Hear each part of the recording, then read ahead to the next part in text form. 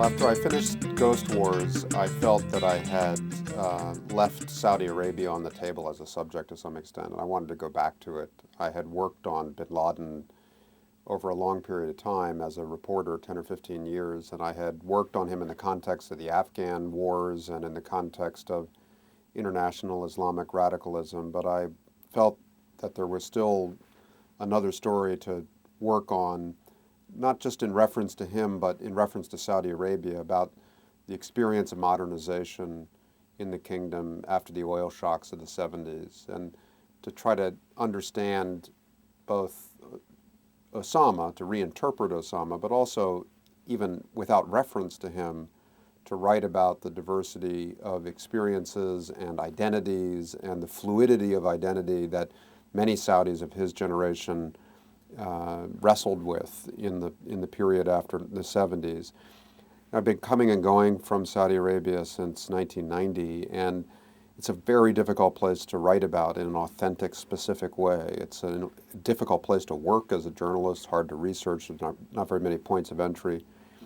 And you sort of have this intuition that there is something complicated and interesting and more modern and more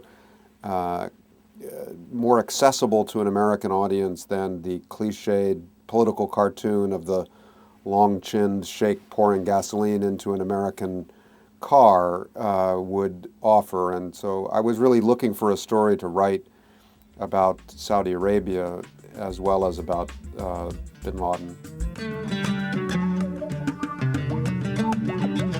Well, I think all of these sort of binary models for thinking about this conflict, us versus them, as Christianity versus Islam, the West versus the East, the North versus the South, all of them, while offering valid frameworks for debate and for thought, none of them is useful in the real lives that Saudis or other Arabs experience, because the world is just too fluid and too flat, and especially in the Gulf after the oil boom, and so much change was happening so fast in so many ways that to draw lines on a map and say some people lived on one side of the line and other people lived on the other side of the line, it's falsifying, it's confusing. It actually takes you away from the subject. And so to get to the sort of myths, I mean, what interested me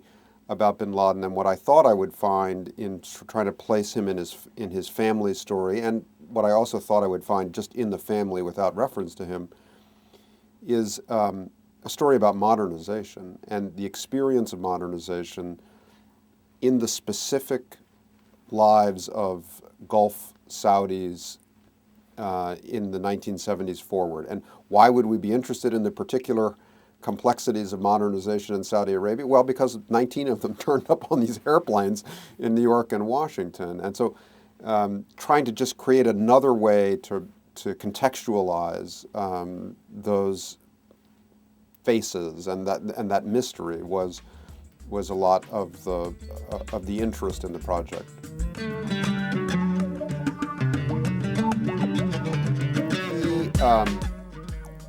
He was in many ways a familiar type in that he created a great fortune by force of will and charisma and ambition.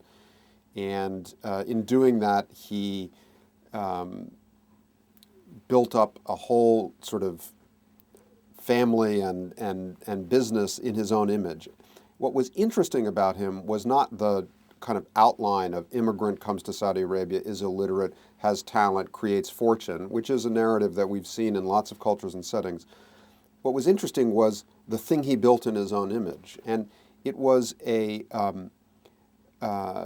family and an idea about success that was rooted in a number of things that surface in Osama bin Laden's later talent. One was his ability in the pre-modern environment of early Saudi Arabia to create a very modern company. I mean, he was an early pioneer in what we now call globalization. He had engineers and architects from Italy. He had suppliers on Broadway in New York in the 1950s. He had workers from Sudan and Nigeria. He had pilots from Afghanistan and Pakistan. He built a multinational, multi-ethnic, multilinguistic construction company and broader enterprise in a place where that just didn't really exist in very many ways. And it was his style of leadership, his ability to attract and organize global diversity around an enterprise that inspired his sons. I think mostly it inspired his sons to do similar things in business. It inspired one son to do similar things in jihad. But it was this model of modernity and globalization and organization, one, and two, this streak of charismatic genius in the family that is really located in the father. He had a talent, a gift, an intuition about how to organize people and how to create something out of nothing. And he also had a way of living that was very active and just absolutely impervious to borders or to convention. He was a traveler. He was a man who always saw himself as part of a wider world, not just one city, one business. He was very difficult to contain. And in his sons, this streak of charismatic genius is visible in the secular lives of some of his business-oriented sons who were equally unusual in their talents and their way of living and adventurous and full of risk and ambition. And then in a distorted, sort of fragmented way, it takes you to Osama. And it sets his achievements and his sort of talent in a line and in a context that I found very interesting. I didn't expect that, but it was what I discovered. It had to do with Osama's money. I mean, up until 9/11, both President Clinton and President Bush and their cabinets and everybody else who was cleared to read intelligence reporting about the problem of Al-Qaeda that everyone was saying was around, was given reporting from the intelligence community saying that Osama had a personal fortune of $300 million. And the relevance of this was that he was self-funding all of this terrorist activity. So that basically whatever strategy you might use against him just had to recognize he was like going up against the Ford Foundation. He had a huge endowment and he was just going to be hard to deal with in that respect. Well, that turned out to be completely wrong. In fact, his inheritance was maybe $20 million over 20 years, $25 million over 20 years.